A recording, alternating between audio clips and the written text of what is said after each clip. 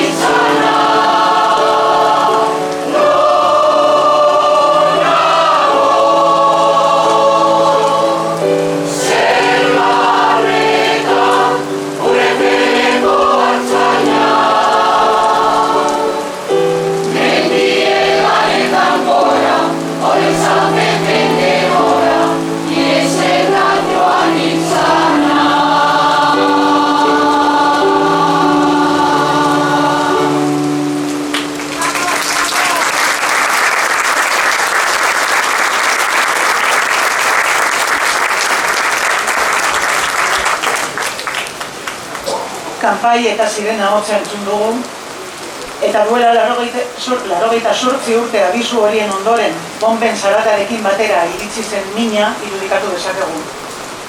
Eta hutsunean, Xabier Leteren Salvadorren heriotzean kantuak, erraietan sendiarazten duen hutsunea, agurraren mina. Eskerrik asko musika eskolako Máximo Moreno koroari.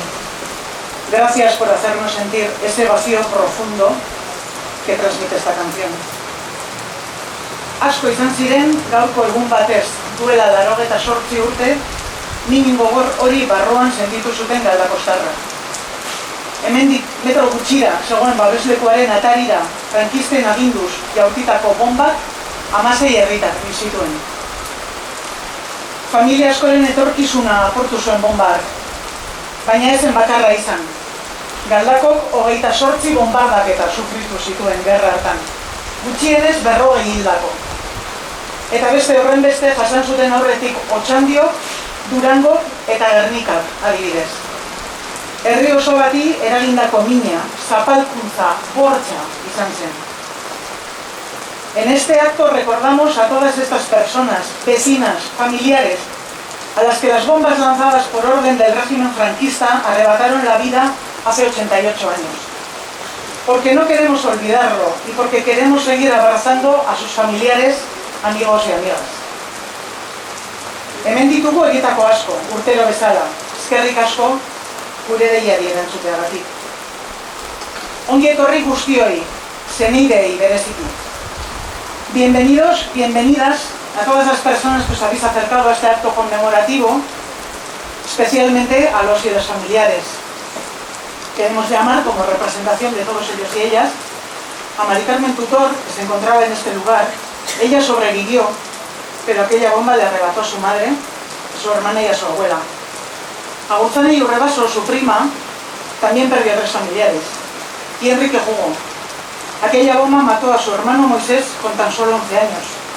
Este último tomará la palabra en nombre de todas las familias.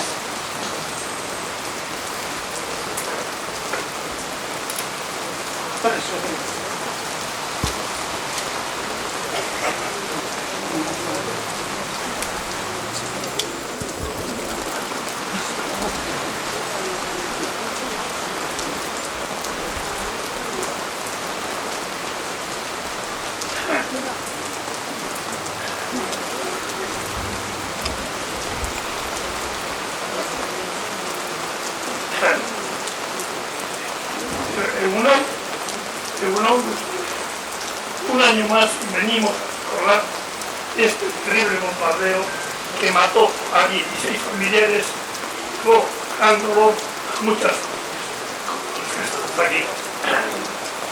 Era gente que venía a protegerse al refugio, población civil, la mayoría niños con sus madres, tal y como contaba mi hermano, que estuvo en ese mismo refugio. Aquella bomba no fue una casualidad. Los aviones pasaban, veían dónde se refugiaba la gente y decidieron conscientemente bombardear la entrada del refugio. Incluso decía que no socorrer a la gente porque de los aviones les ametrallaban. Pensar que eso está pasando ahora mismo en otros lugares del mundo nos crea gran dolor y nos gustaría transmitir nuestra solidaridad a todos esos pueblos que sufren. Para que no vuelva a suceder, es importante transmitir a las siguientes generaciones la historia con minúsculas, la que transmiten sus vecinos y abuelas para aprender de ella, ya que la historia en mayúsculas la suelen contar quienes se sienten vencedores. Agradecer al Ayuntamiento este acto que nos hace sentir queridos y nos reconforta. Eskerrik asko datore.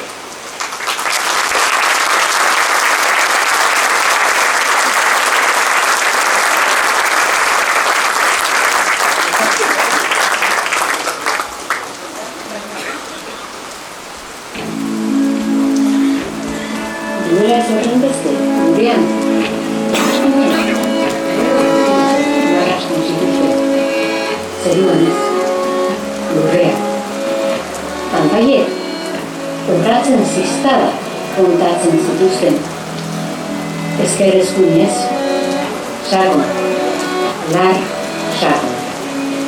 Zirenek, badator babesa, beharrean, badator tragedia, hori ukatzen zuten.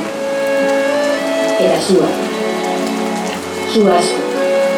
Ez akelarreena, ez bezuarena, baizik, horiek itotzen zituzten bomba incendiarioena.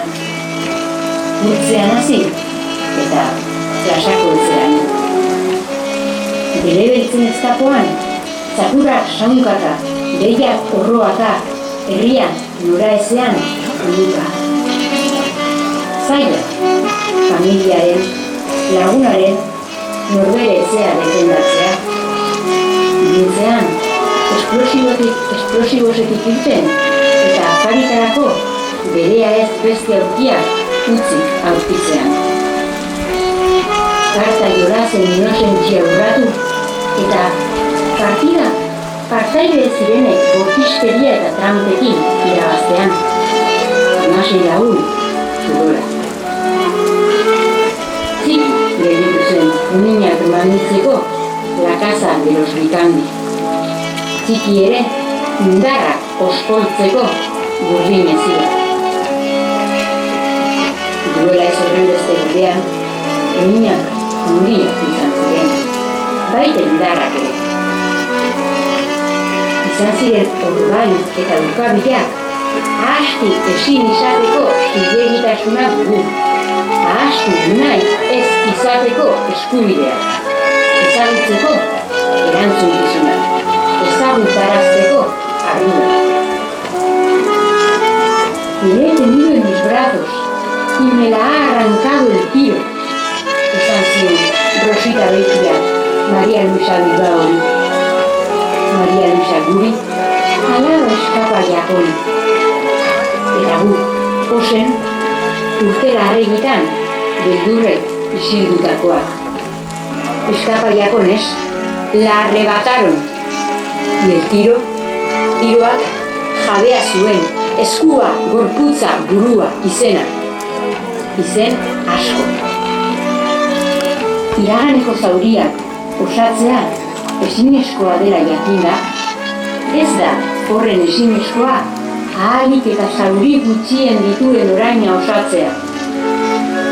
Gaur egun, gurean, eta ez horren gurean, jarraitzen dute mota askotako tiro oldarkorrek.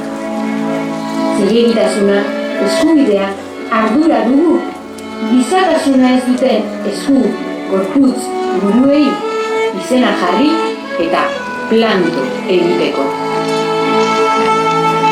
Eta agian, ez horren beste barru gurean, eta ez horren gurean, begira zeruan amama, arranoak, usoak, aspaldi, bere beltzi ikusten ez dugula.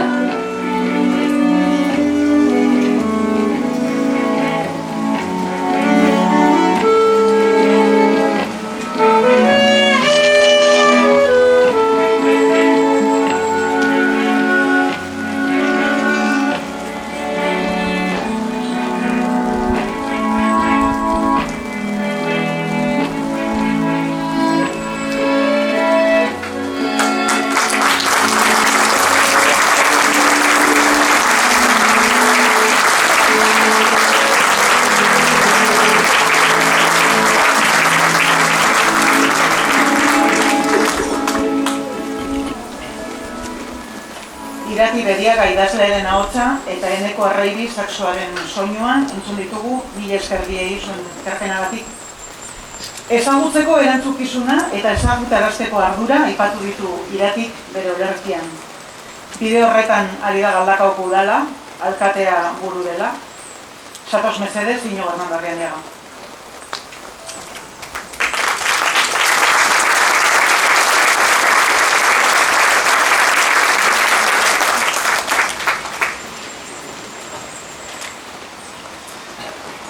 Egun ondan hori. Historia ziklikoa dela, diote. Gora berekin, gizartearen nondik norakoak, gurpil batean bezala, biraka dabiltza. Eta noiz behinka, gizakea gudetan, murgiltzen da, gerretan. Badirudiz, ieztezina dela, baina gure egin beharra, egoera horiek ekiditea da, eta horren ardura zuzena dugu erakunde publiko. Alde batetik, gertatutakoa gogoratzen, gaur bezala, eta dokumentatzen. Horretarako, ezinbestekoa da Galdakao gogora bezalako elkarteen lana. gure herriko ibilbide neketsu eta luzean zehar pairatutako unelatzak azaleratzeko. Doaki daude bai, udalaren izenean aitortzarik beroen etengabeko ikerketa lani ekin zion herrikide izan zen Edu Marina Etxeberriari. Hamarkadak igaro dira fasistek Galdakao 28 aldiz bonbardatu zutenetik. 88 urte, 1997ko udaberritik.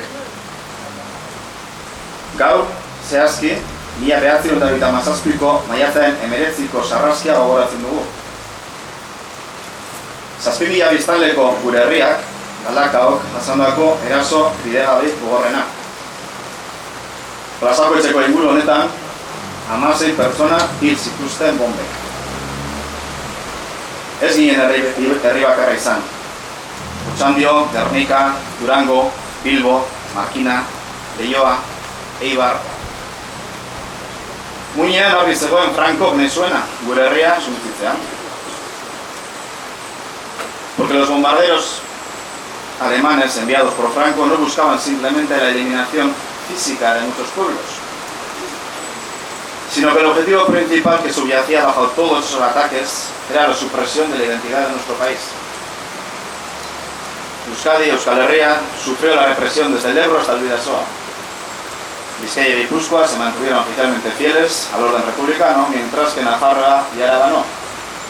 Pero eso no fue obstáculo para que también en todos los herrialdes, desde la Ribera Navarra hasta el Cantábrico, personas del PNV, ANV, Izquierda Republicana, socialistas, euskaltzales o abertzales, fueran perseguidas, encarceladas, torturadas, fusiladas.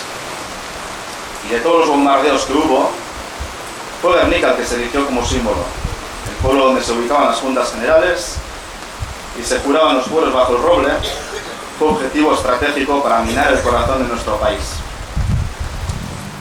El ataque más duro que Galdakao sufrió 23 días después de que la Legión Cóndor bombardara Gernika ocurrió aquí, en Plaza Coetxe, mientras las sirenas sonaban.